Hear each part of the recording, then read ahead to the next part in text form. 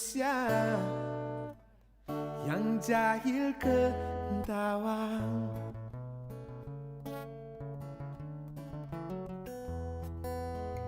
Bumi yang tiada udara, bagai tiada nyawa, pasti hilang suatu hari tanpa disadari.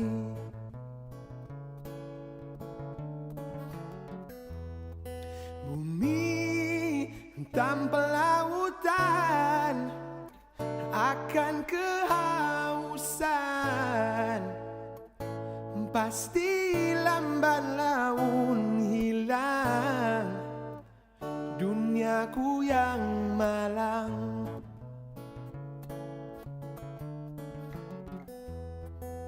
Dewasa ini kita saling merayakan kejayaan yang akhirnya membinasakan.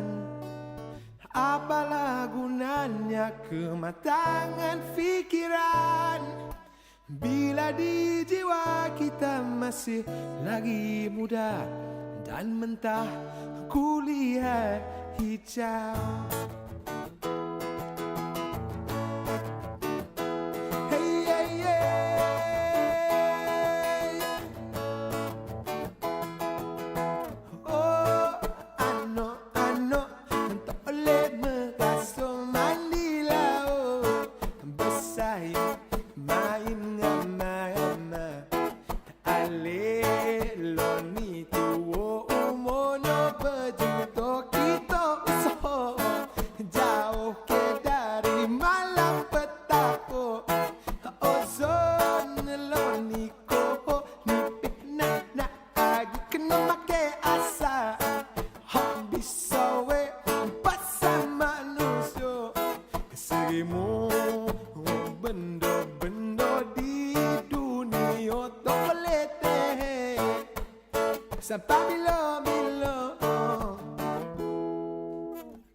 Bumiku yang kian pudar, siapa yang melihat? Dikala kita tersadar, mungkinkah terlewat?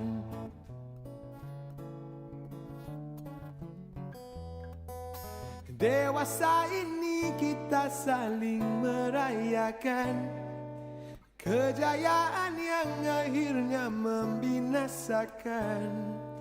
Apalah gunanya kematangan pikiran bila di jiwa kita masih lagi muda dan mentah kulihat hijau. Korupsi, obsesi, opresi diri, polusi, depresi di bumi kini. Korupsi, opresi, obsesi diri di bumiku kini, di bumiku kini, di bumiku kini. Ano toleh merasa mandi laut, bersaing main ngama-ngama, alelo ni tuo mono berjuto kita soho jauh ke dari malapetaka. Ozon lo niko nipeh nak lagi kena make asa, bisa we pasal manusia semua benda-benda di dunia tak boleh teh sampai bila-bila. Di bumiku kini, di bumiku kini, di bumiku kini.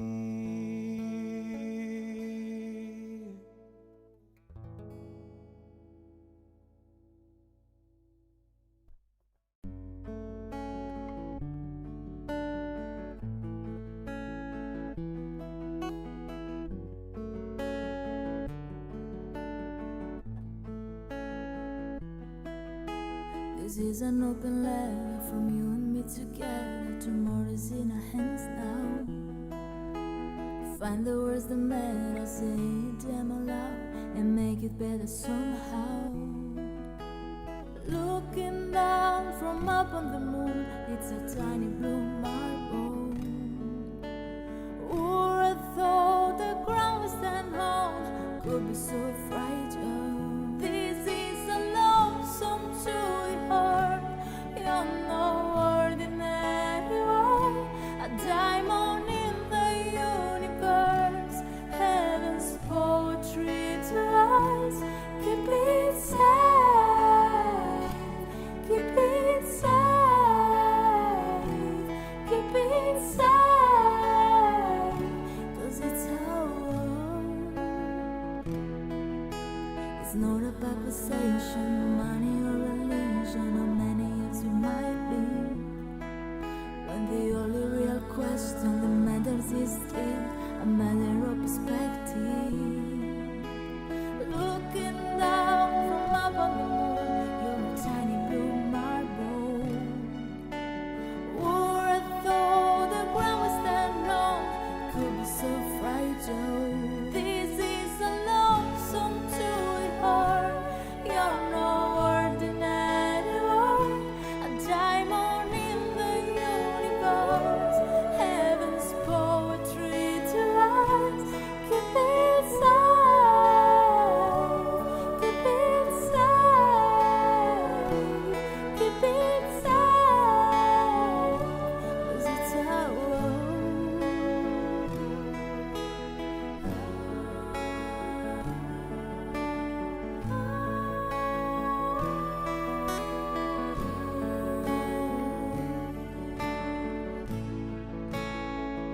This is a love song to the heart. You're no ordinary one, a diamond in the universe, heaven's poetry to us. Keep it safe,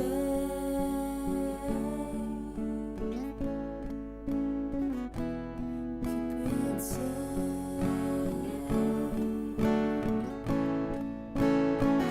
This is a love song to the heart. You're no ordinary one, a diamond in the universe, heaven's poetry to us. Keep it safe, keep it safe, keep it safe, keep it safe. This is a love song to the heart. It's our world, it's our world, a diamond in the universe, heaven's poetry to us. Keep it safe,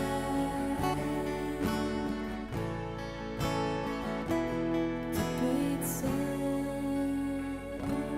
It's our world, it's our world, it's our world.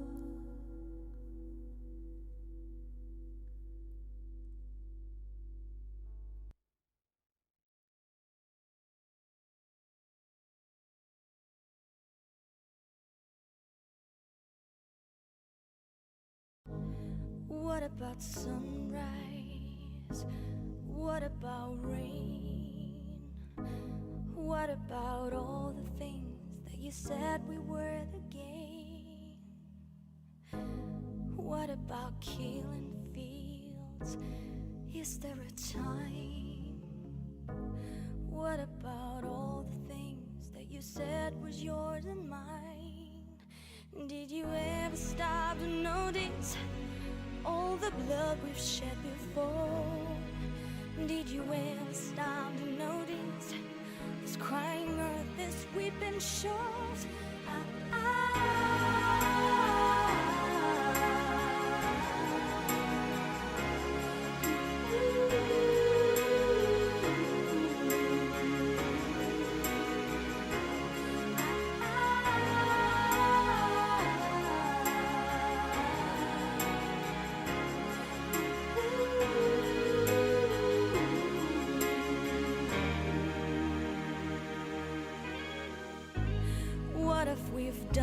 the world, look what we've done.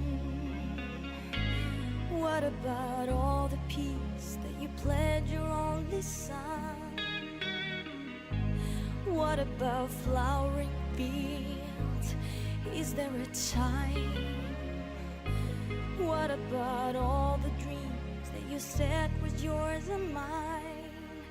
Did you ever stop to notice all the children dead from war? Did you ever stop to notice this crying earth, this weeping shore?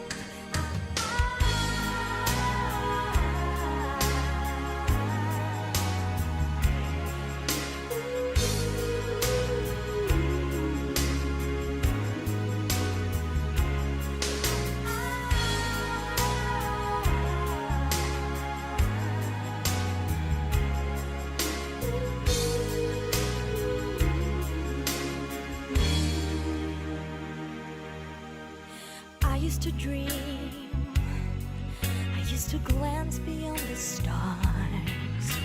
Now I don't know where we are, although I know drifting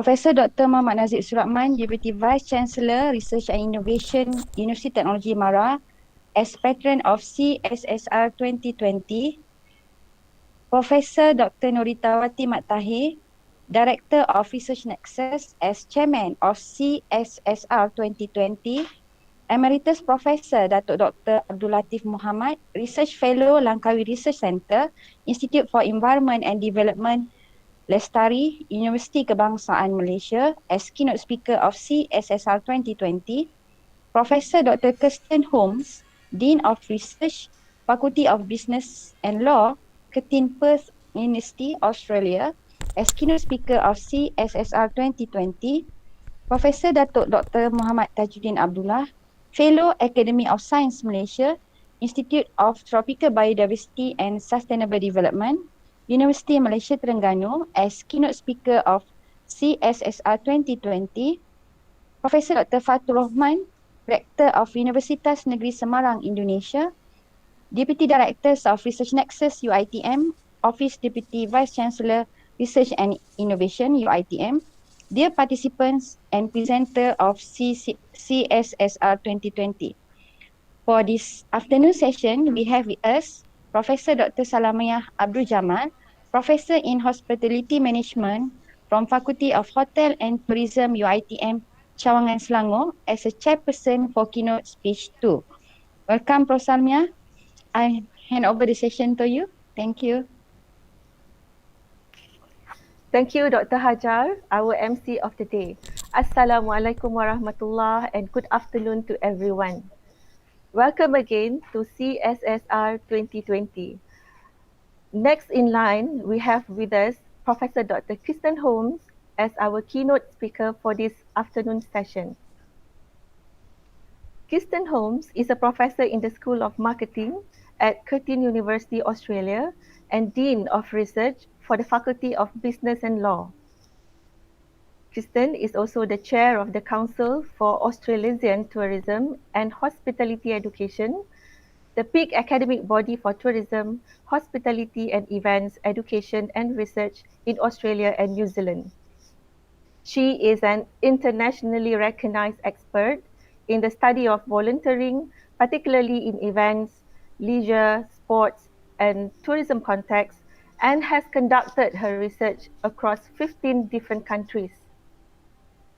She also has expertise in developing sustainable events and festivals, and is the lead author of the Routledge textbook, Events and Sustainability 2015. Her research has been funded by several leading bodies such as the Australian Research Council, the Australian Office for Learning and Teaching, the UK government, and the Western Australia State Government. Currently, she is working on projects related to measuring events legacies from the Olympic Games and tourism opportunities for decommissioned mine sites. Without further ado, let us welcome Professor Dr. Kirsten Holmes to deliver her keynote speech. Thank you very much for the warm welcome and good afternoon. It's my absolute pleasure to join you for your conference this afternoon, and thank you very much for the invitation. The topic of your conference and my presentation are very close to my heart. My own research, as you just outlined, is very much focused on sustainability, particularly my work on events, including work with the Olympic Games and other mega events, and my work on volunteering and around how we can build stronger communities in Australia and internationally. But in this presentation this afternoon, I'm going to take more of a bird's eye macro view and think about not just the research that we do, but how we do that research and how that can be used to embody the aims of the Sustainable Development Goals in our research practice. So I'm just going to share my presentation with you now. This is what I want to share. So hopefully you can all see my presentation now. So that's the title of my talk. But of course, we're all here to talk about the Sustainable Development Goals, which I'm sure you've been discussing in a lot of detail in all the different sessions. So we're all very familiar with these 17 goals, which were adopted by the United Nations in 2015 and designed to bring together governments, communities and industry to tackle the barriers to inequality and sustainable development, and particularly importantly, to deal with these barriers and these challenges, not just within developing countries, but across the whole world. The development goals are especially important for academics and sorry, excuse me, Prof. Can you show us the slideshow? oh, is it in a slideshow mode? Thank you. I'll try again. Hang on. I'll try again because I was using the sharing. Otherwise, perhaps you could share my slides for me.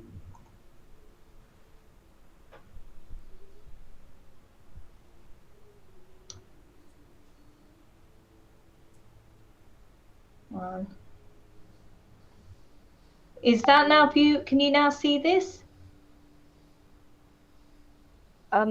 Yes, but it is not. It is still not in a slideshow mode. Okay, I've clicked.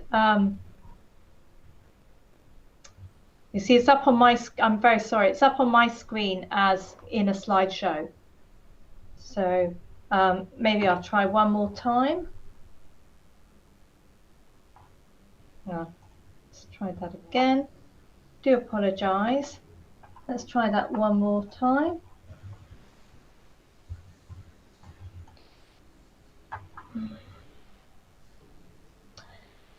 I think you might have to do, I think it's not working with my computer and the Google.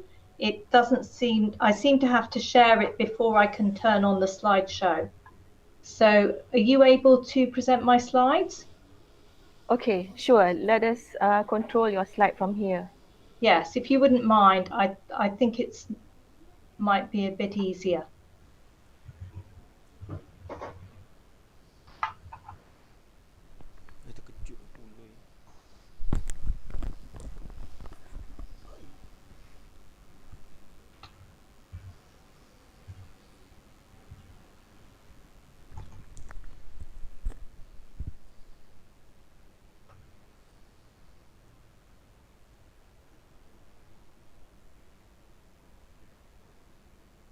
So while we wait to do that, shall I just carry on with the presentation? The technical team is working on your slide. Thank you. So, yeah. So maybe we wait for a few seconds. Okay.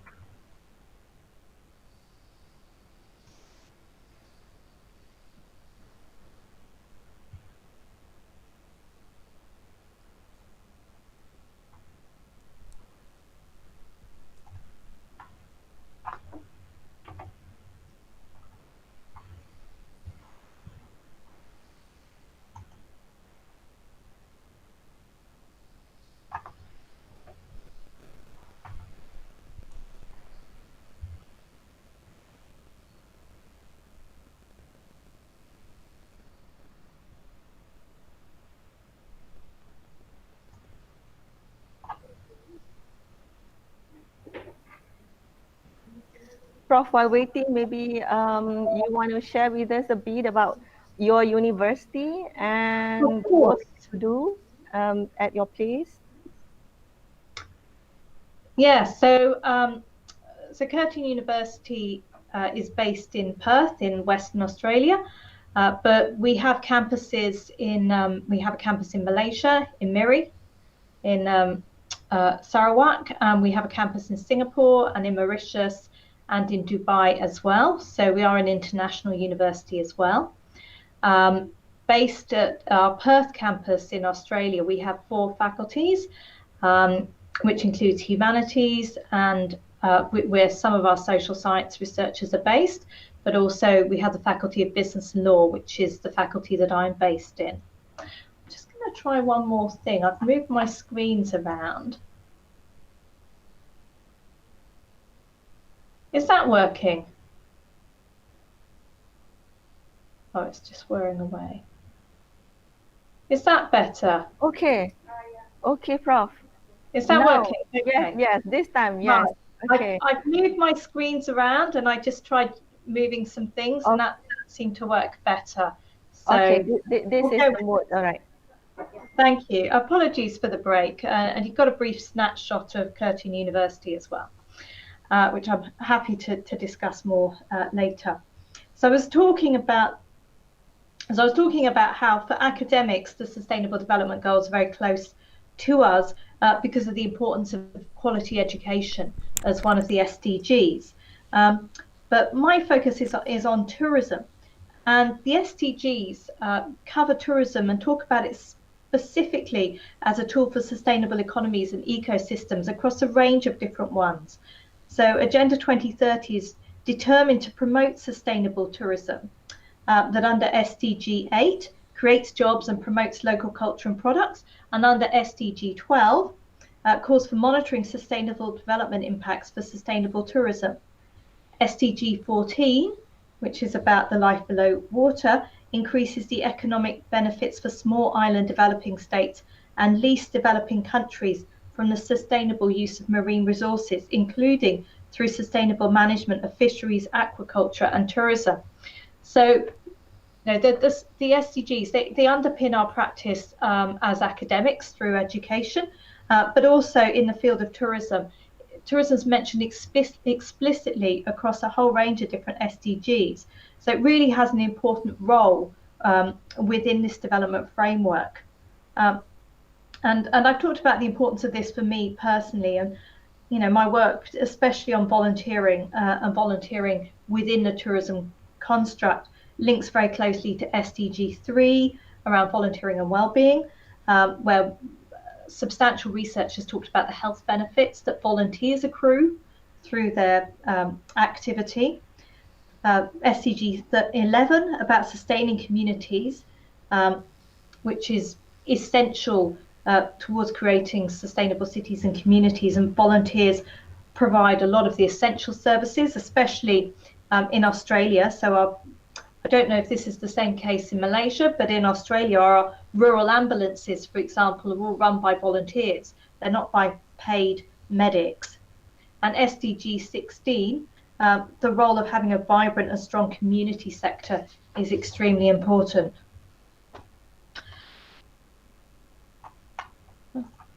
But the SDGs globally are underpinning teaching and research in academic institutions, and this is taking more of that bird's eye view I wanted to refer to. So, for example, the PRME movement, the Principles for Research and Management Education, Responsible Management Education, which was established in 2007 with the support of the UN, identifies 6 principles to promote sustainable education and research in management globally, and to enable business graduates to balance economic and sustainable needs.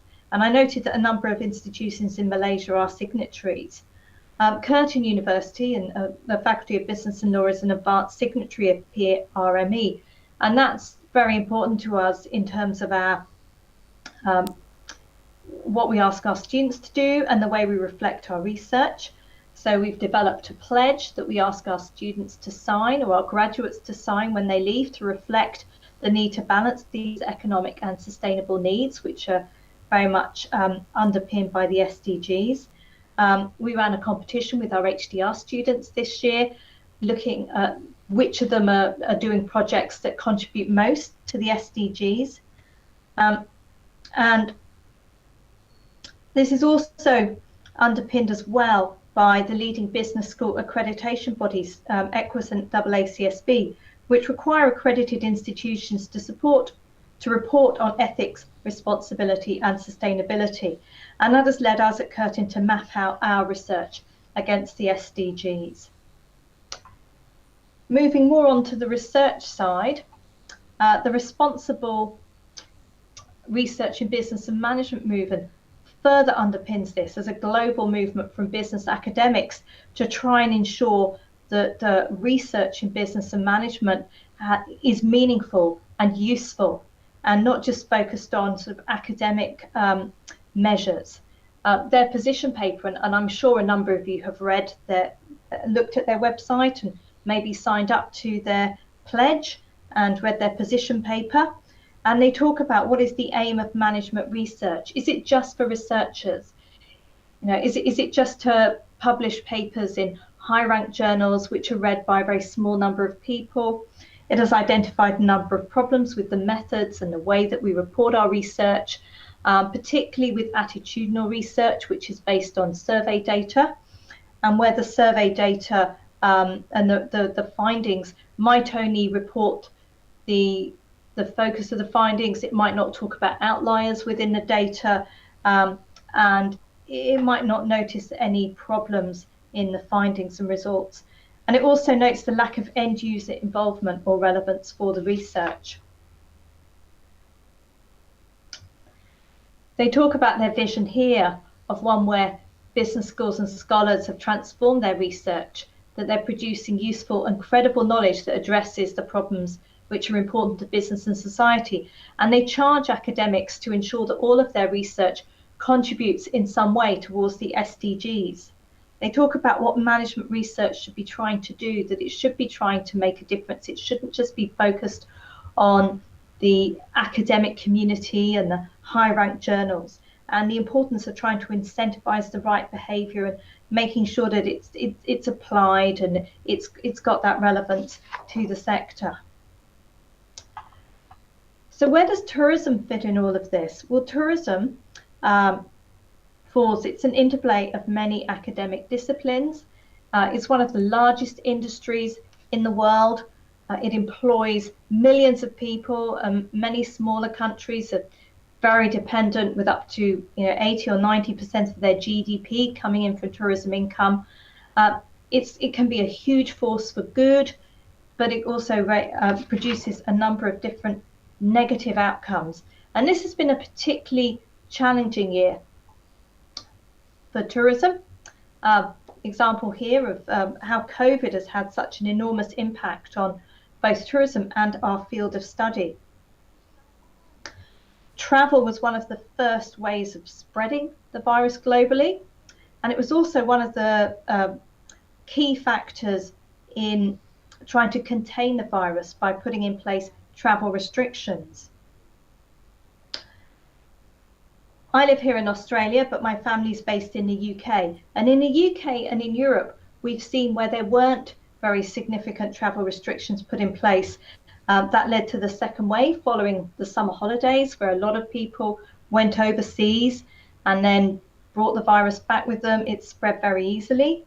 Whereas here in Australia and in New Zealand, we've had a very different situation. And I'd be very interested to hear how COVID has impacted on you in Malaysia and in Indonesia. So in Australia, we've had pretty strict travel restrictions. We're not allowed to leave the country without government permission. In Western Australia, we're not allowed to leave the state. They've only just started to open up our state borders after several months of restrictions.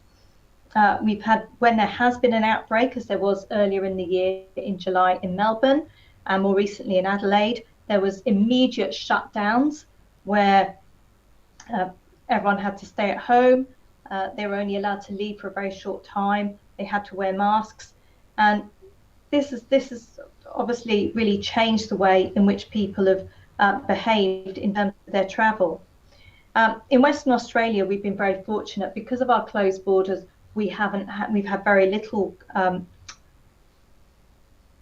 COVID. We've had no community transmission for about 6 months now.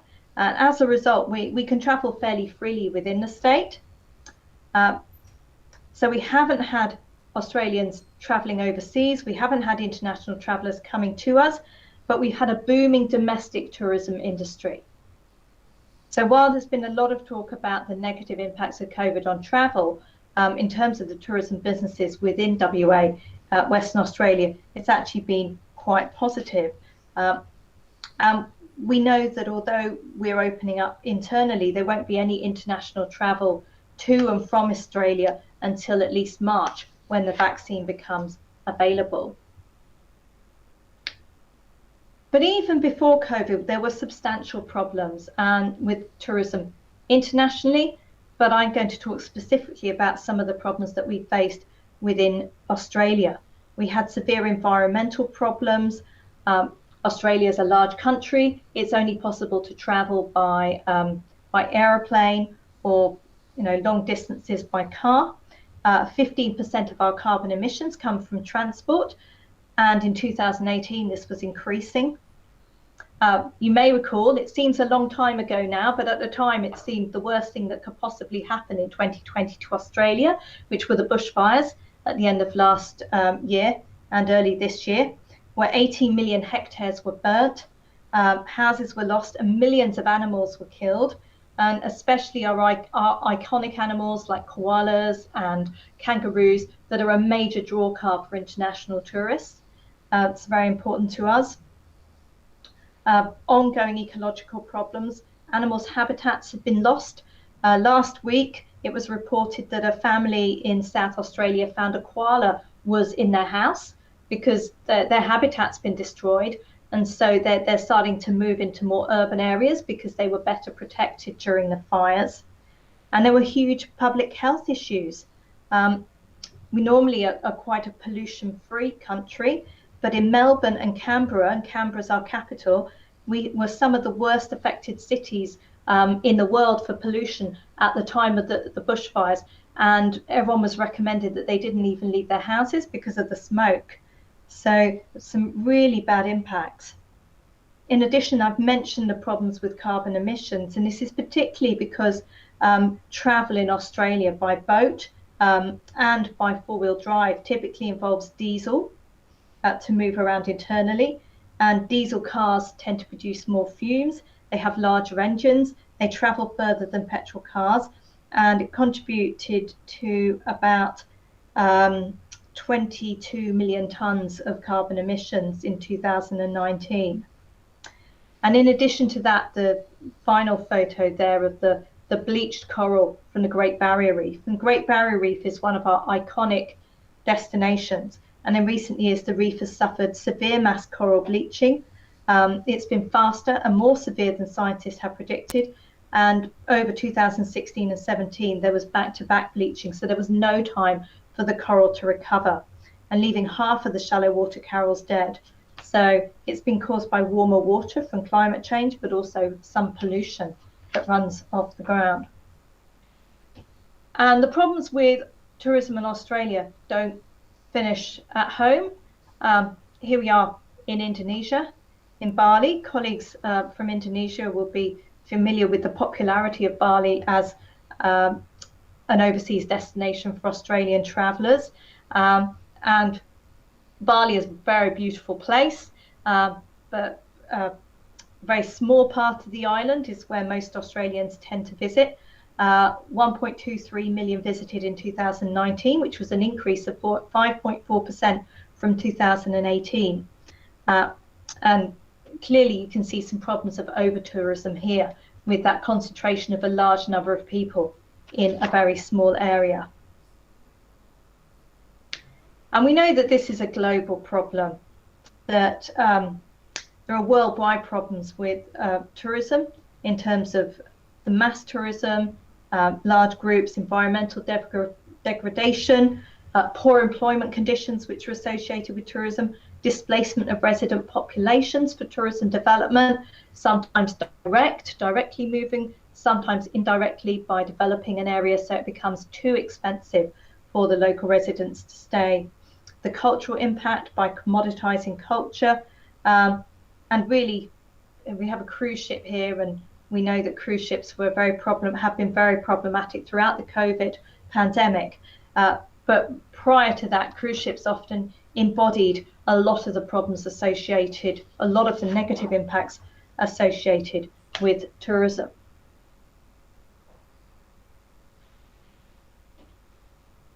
But we have an enormous amount of research on sustainable tourism. We have over 70 journals in tourism and related fields such as hospitality and events, and numerous national and international conferences every year, even online conferences such as this one, and conferences and seminars. So COVID hasn't stopped us from our conferences. And this research on sustainable tourism has really grown since the 1960s, when a focus on economic benefits gave way to concern about the different impacts, the environmental, social, and cultural impacts. And as a community of scholars, we know an awful lot about not only the negative impacts, but positive ways to try and address these and to align with supporting the SDGs. For example, Harold Goodwin's work on pro-poor tourism, which would align to SDG 1 around relieving poverty, health and medical tourism to improve well-being, education through the work of David Airy and colleagues, critical tourism addressing the inequalities, for example, in SDG 10 and in SDG, so gender equality, and in 5 and in 10 in addressing inequalities. Tourism employment, creating good jobs, the work of Tom Bown and David Solner and Anna Crow. Work on innovation and creating more innovative products and ways of enjoying tourism. Sustainable tourism development, responsible tourism, the work of colleagues Caroline Scars and Sarah Darnicher, and a lot of concern about the impact of climate change, both the impact of climate change on tourism, and we know that the tourism sector in Australia is one of the most critically vulnerable sectors to climate change, but also the effect of tourism on climate change, particularly through carbon emissions. So we have an enormous amount of research on sustainable tourism, how to make it more sustainable, how to help use tourism to address the SDGs. And yet, I wanted to talk a bit about our practice as researchers. I think that 2020 has really created an opportunity to stand back and reflect on how we behave as researchers. So we teach and research sustainable tourism, but how do we embody within our own research practice the SDGs as goals? So academic travel, we don't talk about that a lot as researchers, but we travel all around the world creating carbon emissions, attending conferences, talking about sustainable tourism.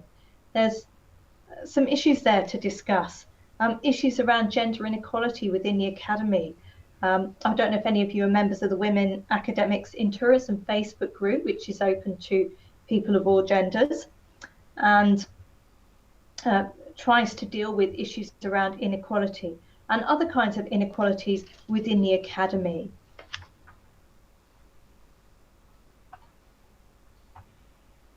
So this is just a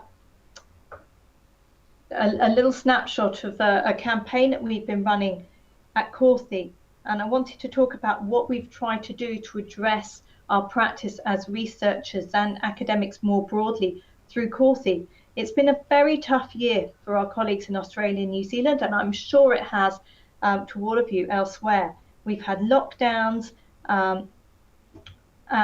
particularly colleagues I've mentioned in Melbourne and Adelaide have had a very tough time of it, and a lot of restrictions, and yet this has been very problematic for our universities as well, because we've become very reliant on international student income, and we've lost that income this year. We've seen a lot of universities go through restructures and ongoing restructures. We've seen a lot of redundancies, and I hear, every month I hear very sad news about other colleagues at universities in Australia and New Zealand who left to take up other opportunities, who had redundancy, or who've retired. And at this point, we felt that now more than ever, we needed compassion. We needed to, as the peak body, the peak association for Australia and New Zealand's tourism, hospitality and education, we needed to show kindness. So we set up the Be Kind campaign, where we demonstrated we were particularly concerned about the impact of negative feedback and reviews through papers, through grant applications, and that this culture of negativity impacts both individual academics' careers and their mental health, as well as collectively on the rankings and research income that we receive. So if we rate our own grants or our colleagues' grants, we don't rate them very highly, then they won't get funded, and we're bringing less funding into the field, and that funding will go to other fields like engineering or sociology, for example, and we really need to collectively work together to benefit our fields of tourism, hospitality and events. So we called on our colleagues to be kind and to reflect on how they provide feedback and assessments, both face-to-face and anonymously. We wanted to increase kindness and compassion, but not reduce the rigor of the assessment of research. And we also felt that kind, helpful and positive reviews are more likely to be acted upon. So we've used this as an opportunity to really try and embody some of those values that underpin the Sustainable Development Goals. We've also set up other funds to really support, I think particularly supporting some of the financial issues that colleagues can face and some of the inequality issues. So we set up a carers support fund. So when we had our face-to-face conference, we wanted to provide some additional funds to people who had caring responsibilities, whether they were caring for children or relatives, and they needed some financial help to enable them to attend the conference.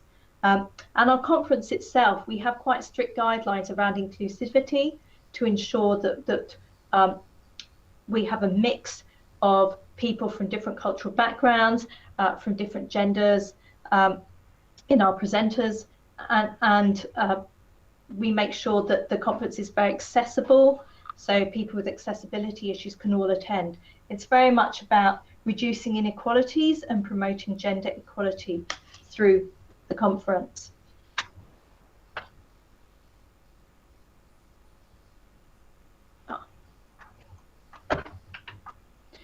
So this for me is my thesis. It's the final part I'm presenting as part of this keynote, but it's the biggest part that I'm presenting, is around what a post-COVID world brings for researchers. And I've taught specifically in terms of as a tourism researcher myself, but this is relevant for anyone doing research at a university.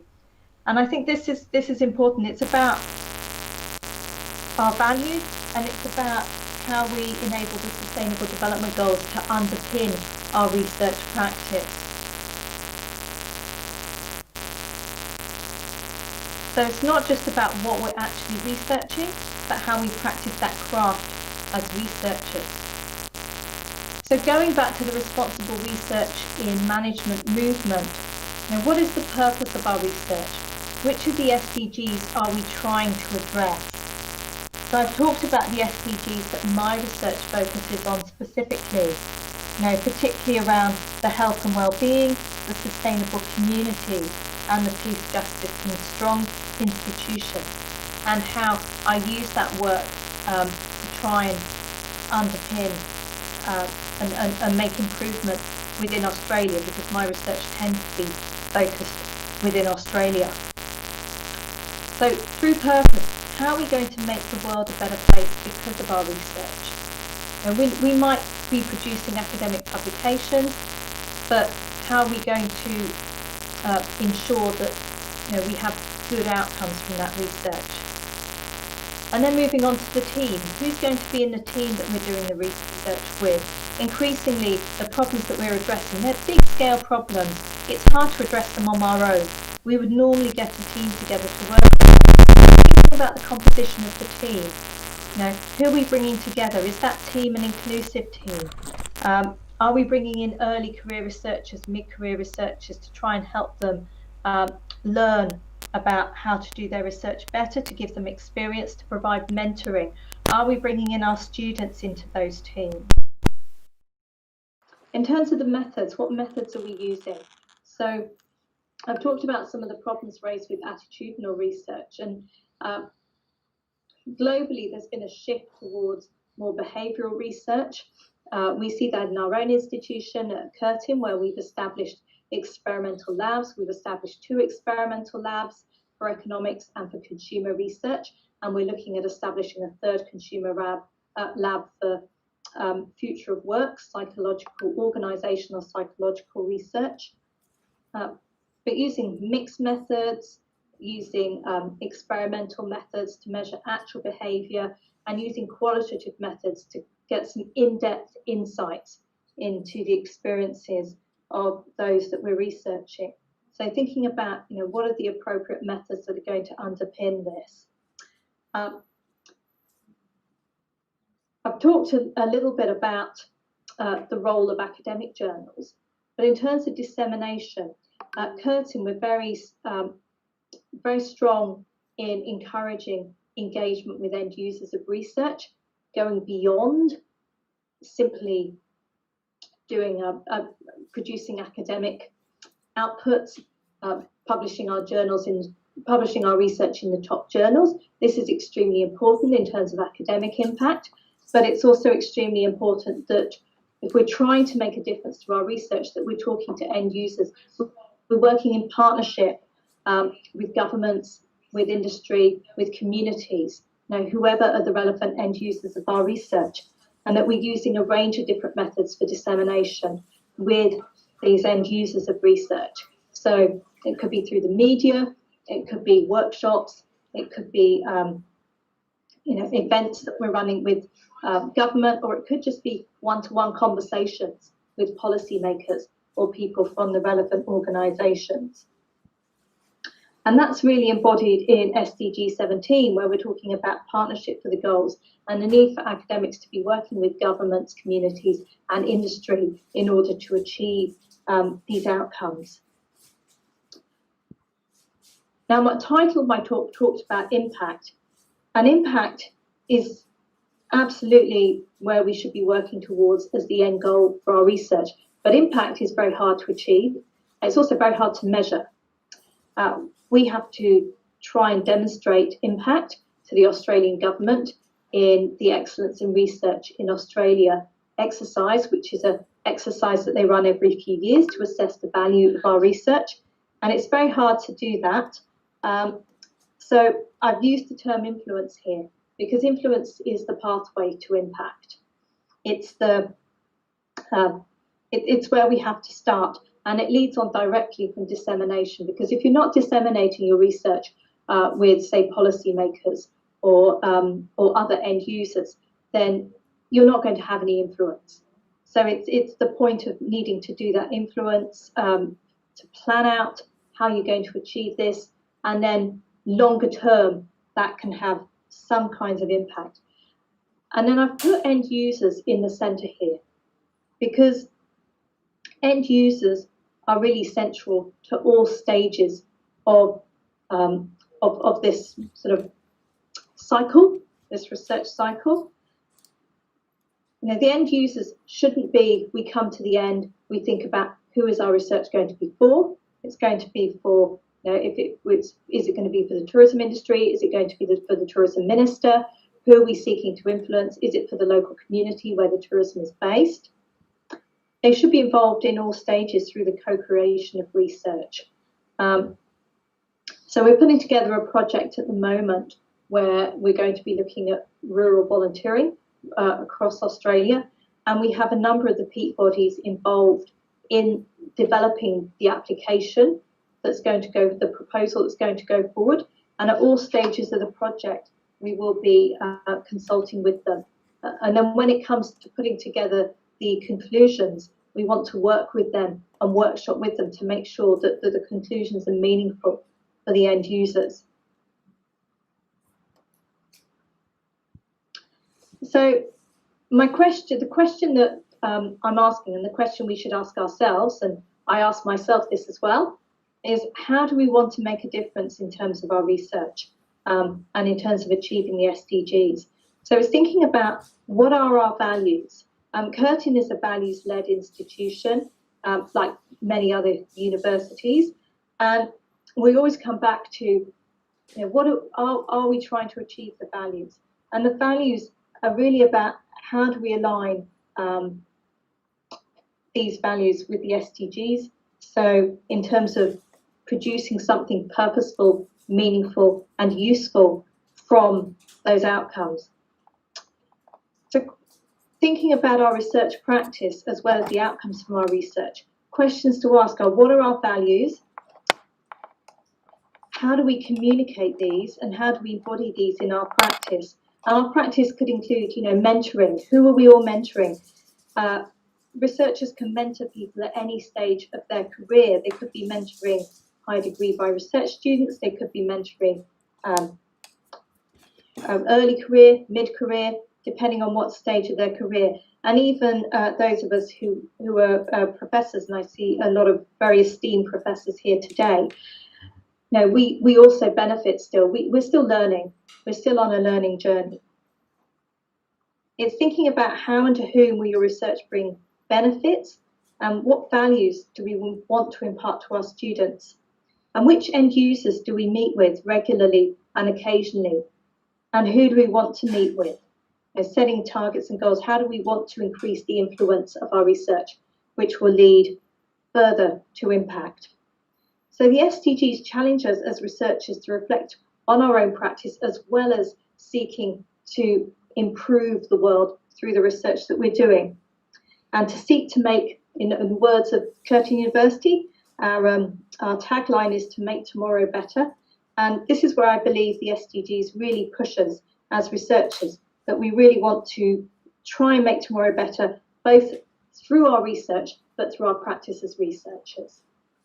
Thank you. That's my keynote. I'm very happy to discuss, answer any questions or discuss any of the points that have been raised in the presentation this afternoon. Okay, thank you very much, Prof. Kristen, for your insightful and inspiring sharing. We really appreciate what you are doing, and I agree with you that now is actually a very good time for all of us to really sit down and put our genuine thought on the sustainability issue in almost all facets of our life. Just now you mentioned about how Australia and New Zealand combat COVID-19. We in Malaysia did the same thing. Our borders are still closed, and the inbound and outbound tourism remains freeze until today. Okay, and you mentioned about tagline about a better tomorrow. I believe that everybody wants a happy place to live, and beautiful destinations to visit. Okay, it is all of us' job to sustain what we have with us today. Okay, since we have a bit more time, I open the floor. If they have any questions, they can actually on their mic and ask the question. Any question from the floor?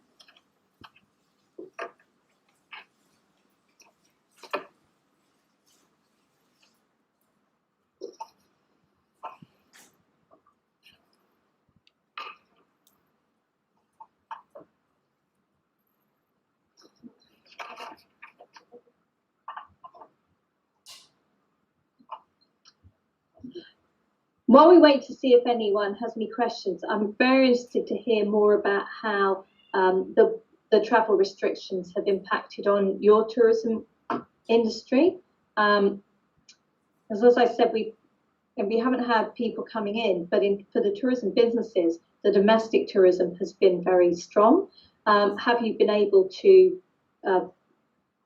travel around much domestically within Malaysia? Yes, in March when it's MCO, so no movement at all. But later, like recently, the interstate traveling has been allowed. So domestic tourism has become very much. How to say that, booming as compared to before COVID. Yes, same here. Yeah. Prof, there's one question here. Basically, they want to know, okay, the question is, what are the initiatives taken in Australia to promote not only domestic tourism, but sustainable domestic tourism? Okay. I don't think our governments have been very good at promoting sustainable domestic tourism. The initiatives to promote domestic tourism are around some financial incentives. So there have been vouchers, there have been marketing campaigns, and vouchers have been offered. And the vouchers there was a certain number of $100 vouchers available, and they all went in like 10 minutes. They were made available, and 10 minutes later they'd all gone. So that went very quickly. And then in different, because there have been different travel restrictions in different states in Australia. So in Western Australia, they've had a campaign particularly to promote going outside of Perth, because we're a very large state. So getting people to travel to, other places. And they've been talking about, you wanted to go to Bali, you can't go to Bali, you can go instead to Brew. So they've been promoting places within Australia as similar to some of the popular overseas destinations. But really, they haven't needed to do a lot to promote it. People have been desperate to travel, and they've travelled to the places they're allowed to travel. So the only places that have suffered really have been in the cities, where their hotels, which would normally be full of international travellers, and they've struggled. Although quite a few of them have been used for quarantine for Australians who've come back from overseas. And when you come in Australia, and maybe it's the same in Malaysia as well, you have to quarantine for 2 weeks at a hotel before you're allowed to go home. So that's provided some benefits. So, oh yes, someone's just putting a comment up here.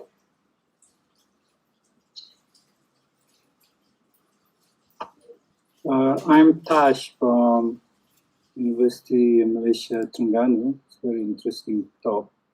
In Malaysia, the large companies, corporation, tour agencies really make big money from international and domestic tourists. For instance, they will bring in by big buses from Kuala Lumpur into Taman Negara, and the orang asli and the villages around the national park did not benefit anything from that sort of tourism. Is it the same thing happening in Australia? I actually think smaller businesses have done well.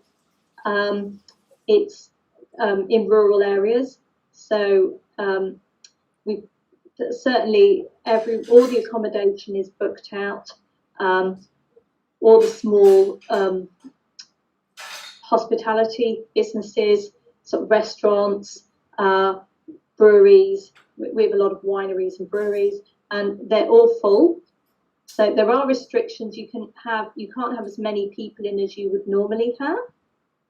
So, but it's yeah. So I think it's been better than maybe in Australia. I think smaller businesses have benefited, and some of the larger businesses, such as our airlines and our big hotels in the cities, have probably lost out more. So I do think that I think it's been a bit more beneficial maybe here in Australia. Yeah, the other thing, I was the zoo director in Malacca, and sometimes I observe things in the historical city of Malacca. So you have these buses of Singaporean tourists came into Malacca, but then again they have their packed lunches, packed drink, and everything is being packed from Singapore. So my question, in terms of cross-boundary tourism, it doesn't benefit Malaysia, except that we are collecting their garbage and having heavy carbon footprint in Malaysia. But the Singapore company would benefit the most out of that. You have any comment on or experience on that? Yeah, I mean, it's a little bit like we do have a lot of bus tours in Australia, particularly around the middle and going up north from where we're based in Perth. A lot of coach tours going up north, and they do tend to eat at local restaurants, but they'll have one local restaurant that they'll go to. So it isn't that they have a choice. But to be fair, we don't. It's quite sparsely populated, so there isn't a lot of choice. I think that sort of situation is hugely problematic.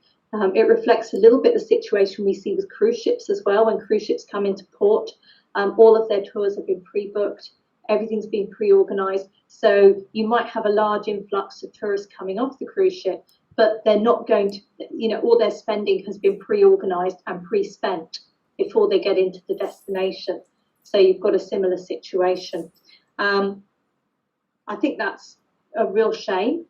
I think that's actually takes away a lot from the tourists, from their opportunity to visit Malacca, because part of the experience would surely be to get off the buses, mingle in the city, mingle around the streets, go to local restaurants or street stalls, and that would be part of the experience. Whereas to sit on a bus with your packed lunch isn't really a very immersive experience for a tourist.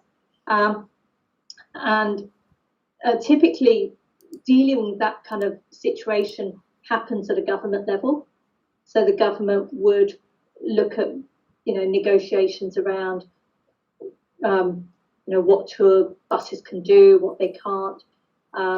So that would be my recommendation, and that's again something where I feel that as academics, that's the kind of research we should be becoming involved in. That's what we should be looking to do, is to create a better experience for the tourists, but also a better experience for the local people. You don't want to be just dealing, as you said, with the trash and the wet and the emissions. You want to be getting the benefits as well. So looking at ways in which you can influence, if it's a destination management organisation or the government, and see how they can negotiate to set up some kind of system where there are better benefits and outcomes for the local area. Can I ask another question? Sure. Yeah, we went up to, I think, the Blue Mountain, and very, very nice, a very good resort there. And it's very clear that they would not allow you to bring any food, and even you bring bottled drink, so they ask you to leave it, and you can't bring into the restaurant or into their area. So that kind of thing is never been enforced in Malaysia. Do you think it's good or bad? Well, it kind of depends. So firstly, I'll say that Australians never follow rules. So whatever rules that they're given, they would probably ignore. But generally, if you were going into a cafe or a restaurant, you wouldn't take your own food and drink. You could probably take, if you had baby food, you would probably take that, but you would normally only have the food and drink that's provided. But to go into the hotel, into your room, into say your bedroom, that you could take your own food and drink there. And that's generally the kind of rules. Because I'm thinking about the expenses of the cafe or the restaurant that you're going into, because they've got to pay for the lighting, the staffing. So, if you're sat in there and you're not spending money, then obviously they're still paying for the cost of you sitting there. So I think that's reasonable, that you can't take your own food and drink into a cafe or restaurant. But I would say that Australians probably don't always follow that rule. I think I agree with that rule, but in Malaysia, they would take the whole table and take out their food and have their food over there. So we kind of being very nice, not to tell them, hey, don't eat your food in this restaurant. So if you go to Taman Negara, for instance, sometimes you have this pakcik selling something, and they just somebody come and sit down and they just order tea, whereas the bulk of the food they have bought somewhere else, which I think is not appropriate. No. And I think is also it's unfair for that guy who just prepare a cup of tea. Yeah, no, I agree completely. Yeah, it would be, you'd probably be asked to, someone would come and ask you to leave in Australia if you did that, or they'd ask you to put your food away, at least. I noticed there's a question here in the chat about if food trucks and how events are always associated with food in Malaysia, and very similar here in Australia.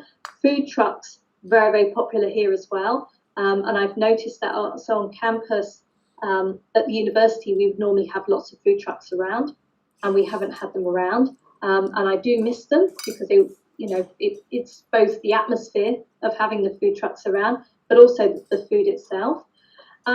What I've noticed, we've noticed quite a big change in the way things are catered, the way that we get food delivered at the university. So everything's sort of single serve, everything's separately packaged, and it's quite a different approach.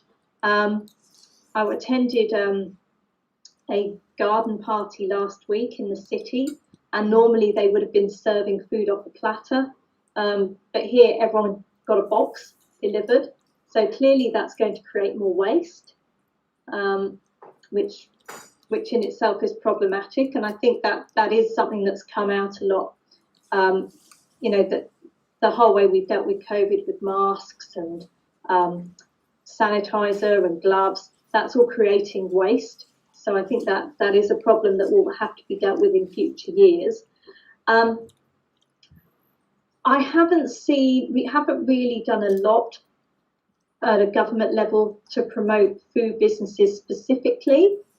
I think it's definitely interesting to see how food businesses have changed their operations. It's talked about the questioner, the person posing the question, has asked about potential research areas. Certainly looking at how businesses have changed the way they're doing their research, the way they're doing their catering, they're delivering their food, and how they're addressing the issue of waste, I think would be a very interesting question to look at it. In Australia, we've had funding from government for businesses, but not anything specific for food businesses. It's just been generally for businesses. But a lot of them did do very well doing takeaway during the lockdown. There's a lot of move to takeaway food outlets. So people were still eating out. Well, they were still buying food from restaurants, but they weren't eating out. And another question about venue management and its contribution towards tourism industry. Is this about event venues specifically? Is this from Maslan Cheso? Yes, Prof. Yes. Good evening, Prof. Yeah, so this is actually my observation, because before I'm joining academia, I was with the National Sport Complex Bukit Jalil, one of the biggest national sport complex in Malaysia that hosts Commonwealth Games in 1998. And prior to that, I actually graduated from the Public Venue Management School in Australia, from Coral Bean. And I actually mingled around with a few friends from the venue operators, either private or public, in Australia. So based on my observation, I think Australia did very well. Either the venue is actually from the public or private, but then compared to Malaysians, I think we still have a structural problem in order to boost this venue industry as one of the catalysts for the tourism and event focal point. So I think, I left already the industry, but then I think that a lot more that we can learn from the Aussie partners. So what is actually your advice, maybe from your experience in event and whatnot, from this context, Prof? Well, I think you're absolutely right. We do have some great venues. We put a lot into events. Cities, particularly Melbourne and Sydney, are very events-based destinations, and they have big events all year round. And this is something that has really changed with COVID, because the events just haven't happened, those large-scale events. We would normally have a lot of events in Perth as well and across Western Australia. And we have some excellent venues. And we really only started to have face-to-face events over the last maybe 2 months. We've started to get back to face-to-face events. And there's been a lot of discussion around how to run. And they've been mostly business events are the ones that have started up again, because it's probably easier to run a business event in a sort of COVID-safe way, because people are there for work. Whereas I think if people are there for the leisure events, the feeling is that people are more relaxed and therefore might be less likely to follow the rules. Whereas for a business event, you behave a little bit differently. I've noticed that a lot more hand sanitizer and the spacing of events, and there are restrictions about the numbers of people. So it would be that this is an ongoing area of research that I work on with a colleague at Napier University in Scotland, Jane Alley Knight, and one of the things we do look at is the impacts of the different trajectories that events travel through, so how long they last. And one of the things we're looking at particularly is the Edinburgh festivals and the impact of COVID on those festivals, how they're going to move forward in the future. This year they were all moved online, like your conference, but next year I think they'll be planning to start running the events again, but how they run them in a restricted way. So I definitely agree. I think we have very good venues. Our venues are also moving much more towards sustainability practices. So in terms of when new buildings are built, are they built in a way that's more environmentally friendly? Are they built in a way where they don't need to rely so much on electricity, for example, for cooling? Are they using the right kinds of building materials? How are they managing their waste? How are they limiting the resources that they use, such as electricity and water, for example? In terms of the food that they use, are they sourcing local food from sustainable sources? So there's a whole range of sustainability issues that venues are tackling to try and ensure that they're more sustainable. And probably the biggest issue is transport, because they need to be in a good location so that people can get public transport. And I've just talked about diesel earlier in my presentation, and car travel is probably the worst issue when it comes to different venues. There are some other questions that came up, but how are we doing, Salamaya? Prof, I think if you want to take that question, it's going to be the last question for you. Okay. All right. I have to say I don't know a lot about art tourism. It's so I think probably art tourism in Australia is primarily around Aboriginal art tourism for international tourists. International tourists are they're particularly interested in Aboriginal culture because it's something that's very unique to Australia. We're always very interested when we travel in the unique culture of the place we're visiting. Art is used, Aboriginal art is used, and Aboriginal culture is used to promote tourism. And it's an area which really needs to grow because there actually aren't a lot of Aboriginal experiences in certain parts of Australia. It's quite limited. So I think there's a lot of opportunity there. And the question was really about Malaysia promoting interpretation on art for tourism and looking at art as a tool to promote tourism. I think it depends how that's used as a campaign. If you're focusing on tourists who are interested in art specifically, that's probably quite a small market. It's quite a small group of people who would be interested. But if it's around promoting culture more generally, then I would think that that's a very positive way to promote the unique culture that you have in different destinations. I'm not sure that answers the question, but Okay, right. That's the end of this session. On behalf of CSSR 2020, we thank you very much, Prof. Kristen, and we would like to wish you success and pleasant journey ahead. Thank you, Prof. Thank you very much, and it was an absolute pleasure to join you this afternoon, and I hope you enjoy the rest of your conference. Sure. Okay, with that, I hand over the session to Dr. Hajar. Thank you, Professor Salamia. And that is the end of our second plenary keynote plenary talk 2. And actually, Prof. Kristen gave insights so many to us on the exploring the idea of responsible research and role of research in achieving SDG, especially in tourism. And with that, I'm thankful to all the guests and participants for joining these sessions.